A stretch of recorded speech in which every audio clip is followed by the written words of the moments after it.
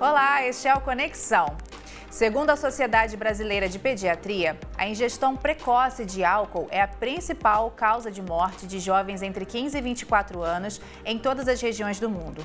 Em 2016, o estudo de riscos cardiovasculares em adolescentes avaliou mais de 70 mil adolescentes em 124 municípios e observou a prevalência elevada e o início precoce do uso do álcool. Cerca de 20% dos entrevistados tinham consumido bebidas alcoólicas nos últimos 30 dias. E 24,1% beberam pela primeira vez antes dos 12 anos de idade.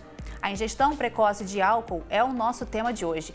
E nós vamos conversar com a Thalita Moura, que é psicóloga cognitivo-comportamental, o João Paulo Becker Lotufo, que é pediatra do Hospital Universitário da Universidade de São Paulo e coordenador do projeto de prevenção de álcool e drogas do mesmo hospital. Gente, muito obrigada pela participação de vocês. E assim, esses dados são muito alarmantes para nós que não convivemos, né? Talvez para vocês soe um pouco mais normal, mas pensar num adolescente que ingere bebida alcoólica, nem adolescente é ainda, 10 anos de idade, é isso mesmo que está acontecendo? Qual que é essa idade que eles estão tendo o primeiro contato, doutor João? Eu entrevistei 6.500 jovens de escolas públicas no entorno da Universidade de São Paulo. Sim. E a gente vê com 9, 10 anos eles já estão se iniciando. E o pulo do gato, como a gente diz, é 13, 14, 15 anos.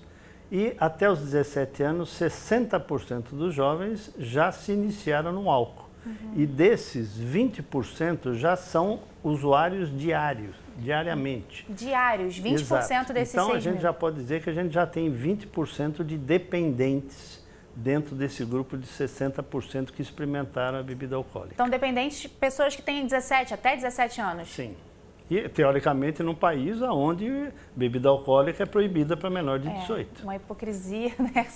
Sem tamanho, uma discrepância enorme. Essa procura, essa busca pelo álcool se dá por essa questão da pessoa precisar se impor, pela curiosidade? Quais são os principais motivos, Thalita? Eu acho que tem vários motivos, né? Principalmente, eu acho que numa mudança de vida, né? Numa transformação. Então, eu acredito também muito na entrada da faculdade, nessa história de você se sentir pertencendo a um grupo. Sim. Muito também por questões de ansiedade. Muitos buscam achando que o álcool vai fazer o jovem se soltar mais, se sentir mais poderoso, né? Se a gente pode dizer assim. Muitos também veem o álcool em casa e acreditam que aquilo é normal, então acabam usando fora de casa. Repetem, né, o hábito. O padrão, exatamente. Então, são alguns desses motivos, né? E quais os riscos que esse adolescente, esse jovem, ele está correndo com a saúde dele? O grande risco de começar precocemente, qualquer droga, inclusive o álcool, é a experimentação precoce. Por quê? Porque o cérebro do jovem tem informação. Então, por que nos Estados Unidos a bebida alcoólica é permitida depois dos 21? Porque o cérebro tem informação até os 21, na verdade até os 25 um pouquinho, tá? Mas vamos ficar por 18 aqui.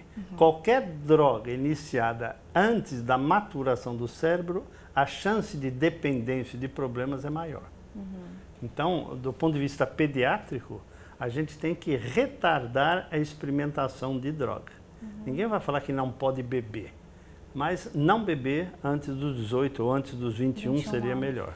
Seria o ideal. Isso vale para todas as drogas, inclusive o álcool. E além de riscos, eu acho que de se colocar em situação de risco, né? O sexo desprotegido, violência, a pessoa às vezes fica desacordada, não sabe como voltou para casa, né? Além desses riscos diários, né?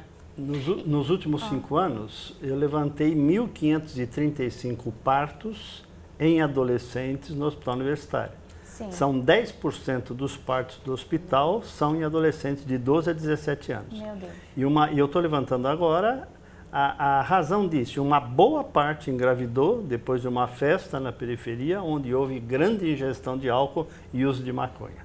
Então, esse é um problema social gravíssimo que a gente tem. E aí vocês veem, assim, as consequências são muito graves, né? Porque uma adolescente de 12 anos grávida alterou a vida dela de uma maneira total, mudou o destino. Né? Uma criança, nem adolescente, né? Exatamente. Essa questão que a gente estava falando do que leva à procura, a questão da família, né? Assim, quando a família ingere a bebida, quando é algo comum dentro da família, esse jovem passa a ver o álcool também como algo bem normal e algo que é esperado até dele? Com certeza. acredito que até algumas famílias não veem o álcool como uma droga, né? O álcool, maconha, mas o álcool é uma droga lícita, então não colocam essa problemática. Então a criança, o adolescente vendo em casa, vai fazer vai ser muito mais fácil para ele ingerir fora de casa, vendo os pais consumindo, né? E lembrar que cerveja é álcool, né? Sim. Porque isso na cabeça de muita gente, a cerveja passa como... Está separado, né? E aí entra o que a gente está fazendo no Hospital Universitário, e estamos lançando isso na Sociedade Brasileira de Pediatria, o aconselhamento breve sobre álcool e drogas na consulta pediátrica. Sim. Então a pessoa pergunta, mas com que idade você começa a conversar disso? Eu digo que é intraútero. Porque se a mãe bebe, se o pai é alcoólatra, se o pai usa droga, você já tem que começar a trabalhar. Então não tem faixa etária para você discutir. Você está discutindo, o pediatra que tem que discutir isso com a família. Sim. Depois vai discutir com a criança, com o adolescente também. Então a gente tem gasto 5 minutos da consulta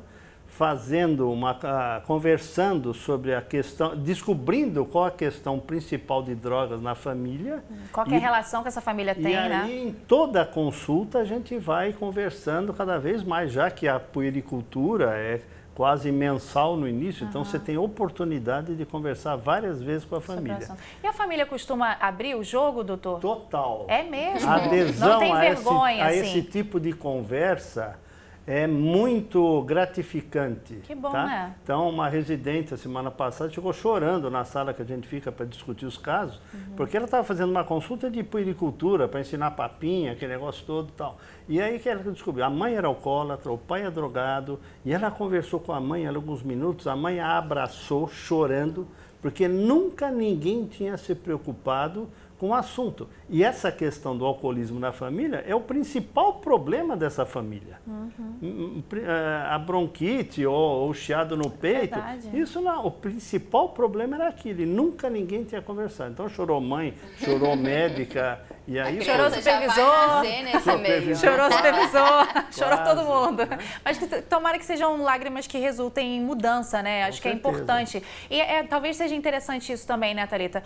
Olhar para isso como um problema a ser resolvido. Sim. E que tem solução, né? Com certeza. E quando a gente fala de álcool e jovens, né, como o Dr. João estava falando, a gente precisa falar de prevenção, né? A gente não precisa esperar chegar num ponto para poder tratar. A gente pode anteceder isso e fazer campanhas em escolas, né, conversas em casa, os pais com os filhos, para poder anteceder o problema. Sim. Aí falando sobre campanha, o Dr. João trouxe, me mostrou aqui, eu queria mostrar para vocês também, esses caderninhos que... Explica pra gente, doutor, como é que vocês fazem? Vocês distribuem isso aqui para os adolescentes? Para os adolescentes, para as crianças, tem caderninho para toda a faixa etária. Então você tem livreto para o Fundamental 1, você tem livreto para o Fundamental 2 e livreto para o ensino médio.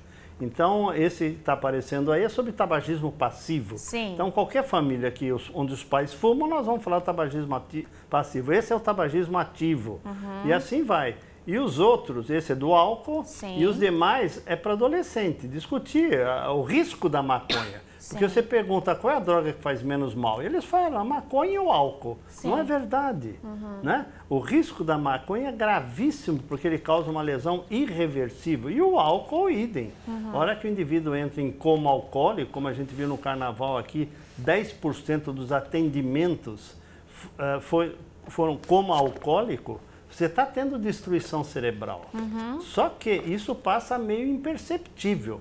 Mas quando o indivíduo for usar sua memória, for tentar aprender alguma coisa, isso tudo está lesado. Vai atrapalhar. Né? Vai atrapalhar. Aí tem esses outros dois aqui também, doutor. Isso aqui é para os professores. Esse aqui... é um caderno que nós estamos lançando com o apoio da Sociedade Brasileira de Pediatria, um caderno de propostas de aula sobre prevenção de álcool e tabaco. Então, é para o Fundamental 2, 6º ao 9º ano, onde cada matéria vai receber 2 aulas, uma de prevenção de álcool e uma de tabaco, dentro do currículo escolar. Entendi. Então, o professor vai poder trabalhar esse assunto em sala de aula. E esse material aqui está disponível no site do Dr. Bartô? Está disponível no site do Dr. Bartô, que é o www.drbartôabreviado.com.br. O site a gente está vendo ali, você consegue ter acesso, você que é educador, que é responsável, pai, mãe, tio, tia, se quiser ter aí uma informação balizada, né, para chegar preparado para conversar com seus seus menores de idade, pode procurar aí, doutorbartô.com.br. É muito legal essa iniciativa. Eu acho que a gente quer mostrar também outras iniciativas aqui no nosso país que trabalham com essa questão. Uma instituição que é muito conhecida em todo o Brasil é o Alcoólicos Anônimos. O grupo funciona em pequenas reuniões semanais que dão apoio a quem quer deixar o vício do álcool. A gente vai conversar agora com a Camila Ribeiro de Sene, que é a presidente da Junta de Custódia do AA. Olá, Camila, você me escuta bem? Oi, Karen, te escuto. Muito obrigada por participar com a gente. Eu queria começar perguntando, existem mais jovens procurando ajuda no AA? Atualmente a gente consegue perceber esses jovens ingressando nas salas como membro, mas ainda é um número muito pequeno. Na verdade, nós não fazemos um levantamento estatístico, né, desse jovem. O que a gente sabe da nossa estrutura mãe, que é Estados Unidos, né, é que 1% dos membros são jovens. Sim. Então, se a gente ter, só para dimensionar aí, ter uma ideia de números, no Brasil nós temos 5.000 grupos aproximadamente. Então, a gente tem 1% desses 5.000 grupos, se a gente imaginar 10 membros para cada grupo, né, nós temos 1% dessa população que é jovem. Ainda é um número muito pequeno, eu acho que é isso que preocupa, porque a gente percebe aí, né, Thalita e Dr. João falaram dos números, a gente percebe um número elevadíssimo de jovens fazendo uso, abuso de álcool e que ainda não procuram ajuda porque desconhecem, por exemplo, a Irmandade de Alcoólicos Anônimos como uma alternativa de tratamento e recuperação, né? Vocês atualmente estão com uma página também na internet que chama Amigo Anônimo. Como é que funciona? Pois é, nós temos o site, né, de Alcoólicos Anônimos, está aí, né, os créditos, www.alcoolicosanonimos.org.br. E o ano passado, Alcoólicos Anônimos no Brasil comemorou 70 anos. Então, como um movimento, nós desenvolvemos uma tecnologia, uma ferramenta que se chama Amigo Anônimo. Então, na rede social, no Facebook, tem lá uma página que chama Amigo Anônimo. Sim. E é uma alternativa para esse jovem, porque a gente sabe, o jovem hoje está antenado, ligado na tecnologia, né? Então, ele, do celular dele, ele consegue entrar na página do Amigo Anônimo e conversar com o Amigo Anônimo. E eles têm conversado, têm procurado, Camila? Vocês encontram pessoas nessa situação que se sentem mais à vontade? Sim, a gente percebeu que desde a criação, mais de 3 milhões de pessoas foram impactadas pelo Amigo Anônimo. O que a gente percebe é que 70% dessas pessoas foram mulheres, que também é uma outra realidade que a gente está vendo, um número crescente de mulheres fazendo uso de álcool, né? O que a gente observa? Esse jovem, ele está em casa, ele está com o celular na mão em qualquer lugar e ele consegue conversar com o bot, que é um robô que tem compilado 70 anos de histórias de membros da Irmandade de AA. Então, ali no site, ele consegue conversar, é um robô, é anônimo, né? Eu acho que esse é o grande lance da Irmandade de Alcoólicos Anônimos, preservar a identidade dessa pessoa que está buscando ajuda, né? E ali ele consegue fazer esse reconhecimento, porque através das experiências que são passadas ali, das informações que são passadas, identificar, nossa, tenho problemas com álcool e poder falar disso. Isso que o doutor João falou, dessa família que atendeu, poder falar disso, né, e entender o problema do alcoolismo dentro de casa. Muitas vezes isso não acontece, é fantástico quando isso acontece no ambiente, né, médico, porque aí o profissional pode acompanhar, pode orientar, e quando ele consegue observar, por exemplo, no site, lá na pesquisa que ele está fazendo, nessa conversa, identificar o seu problema, ele pode buscar ajuda. Sim. E essa ferramenta do Amigo Anônimo, ela é linkada ao sistema do Google Maps, então ela consegue fazer uma pergunta lá, por exemplo, você quer conversar pessoalmente com alguém? E se você disser sim, ele consegue fazer a sua localização e te indicar muito legal. fantástico, porque aí ele te indica pelo Google Maps o grupo mais próximo da sua localidade. E aí a pessoa já tem para onde ir, né? Camila, Sim, olha, exato. muito bacana essa iniciativa de vocês. A gente mostrou o site, né? Mostramos também a página do Facebook do Amigo Anônimo para você encontrar. Olha, muito obrigada pela sua participação, viu? Essa dica é valiosa, tenho certeza que vai poder ajudar muita gente. E obrigada por participar aqui com a gente, viu? Obrigada, Karen. Eu acho que é fundamental a gente poder falar desse assunto, levar informação, possibilidades de recuperação e tratamento. E Alcoólicos Anônimos está mundialmente há mais de 80 anos servindo homens e mulheres que precisam dessa ajuda. Tá bom. Obrigada, Camila. Obrigada. Um grande abraço. Abraço. Olha, então só para reforçar, viu? @amigo.anônimo.70. Se você acessar pela rede social o Facebook, você encontra essa página ali. Amigo Anônimo, amigo.anônimo.70. Muito legal essa dica, né? São iniciativas bacanas, né, doutor? Então, esse 1% que procura Sim. é muito baixo. Por isso que a gente tem que trabalhar na prevenção. Percebe? Porque a gente tem que retardar o início do álcool, retardar o início da droga. A gente sabe o que precisa ser feito. Então, com o tabagismo, nós conseguimos isso. Éramos 30% de fumantes, somos 10%. A gente sabe o que foi feito. O que foi feito? Tirou-se a propaganda da mídia. Muita campanha. Aumentou-se o preço do cigarro. Sim. Tá? Houve aí tratamento Restrição dos gratuito, locais, restrição dos locais, etc. A mesma coisa precisa ser feita para o álcool. Só que não há vontade política disso. Né? Envolve muitas questões até econômicas também, Sim, né? sim. Mas há que se pesar, né? A questão econômica, a questão da saúde, né? O quanto A mesma que a coisa- saúde gasta, né, Exatamente. no tratamento desse jovem. E a importância dos seres humanos, né? Assim, né? Da gente olhar que são seres humanos também, né? Verdade. Agora, conscientizar a família, porque se os pais bebem, se os pais oferecem bebida para o adolescente, né? Eu não posso, como pediatra, ter 6 casos de coma alcoólico em festa de 15 anos. Não existe Onde isso. os pais ofereceram bebida alcoólica, né? A festa eram para crianças, né? Mas de Teoricamente. 15 anos, né? A gente é. tá perdendo essa noção mesmo, né? Vamos falar Vamos falar de mais uma iniciativa do departamento. Hoje acho que eu tô um pouco cansada, gente. Desculpe, viu? Departamento de Adolescência da Sociedade Brasileira de Pediatria.